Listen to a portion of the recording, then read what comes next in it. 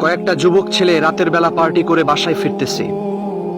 তাদের মধ্য থেকে দুইটা দুষ্ট ছেলে সবাইকে বলতেছে, চলো আমরা আজকে কবরস্থানের মধ্যে ঘুরতে যাব, ওখানে গিয়ে আমরা আজকে ফাজলামো করব।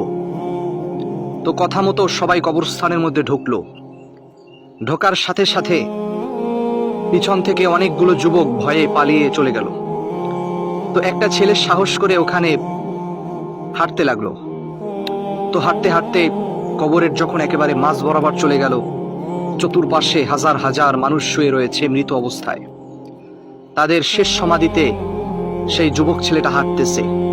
তৎক্ষণাৎ তার পিছন থেকে কেউ একজন তাকে ডাক দিয়ে বলতেছে, তুমি যে এখানে ঢুকেছো, কার পারমিশনে ঢুকেছো? আল্লাহু আকবার। এই কথা শুনে যুবক ছেলেটা ভয়ে থরথর করে কাঁপতে লাগলো। তার চোখ থেকে পানি বেরিয়ে এলো, কলিজাটা শুকিয়ে গেল। পিছনে তাকিয়ে দেখতেছে খুবই বিভৎস চেহারার একজন তার দিকে তাকিয়ে রয়েছে। তার মুখটা একেবারে ফ্যাকাশে, মনে হচ্ছে অনেক দিন যাবৎ কেউ অত্যাচার করেছে। পুরা মুখটা পুরে পোড়া মুখের মতো দেখাচ্ছে। মনে হচ্ছে সারা শরীরটা কেউ যেন তেলের মধ্যে ভাজা ভাজা করে ফেলেছে, এরকম তার শরীরটা।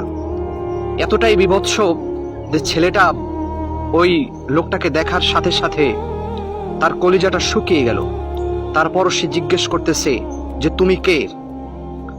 তখন সেই বিভৎস চেহারার অধিকারী লোকটা বলতেছে, আমি হচ্ছি তোমার মতো একজন যুবক, যে কিনা সারাটা দিন নেশা করতাম, নারীদের নিয়ে বসে থাকতাম, আল্লাহর কোনো ইবাদত করতাম না।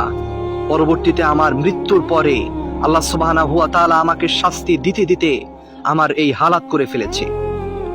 এইটা শুনে যুবক ছেলেটা একটা দৌড় দিয়ে মসজিদে চলে গেল। মসজিদের ইমাম সাহেবকে এই সব ঘটনা খুলে বলল। মসজিদের ইমাম যুবকটাকে তওবা করালেন এবং তাতে দিনের পথে ফেরার জন্য আহ্বান করলেন।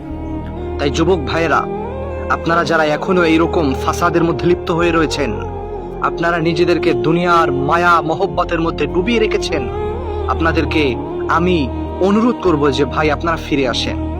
ওই কবরটা সাধারণ কোনো জায়গা না, ওখানে সবাই বিচারণ করতে পারবে না।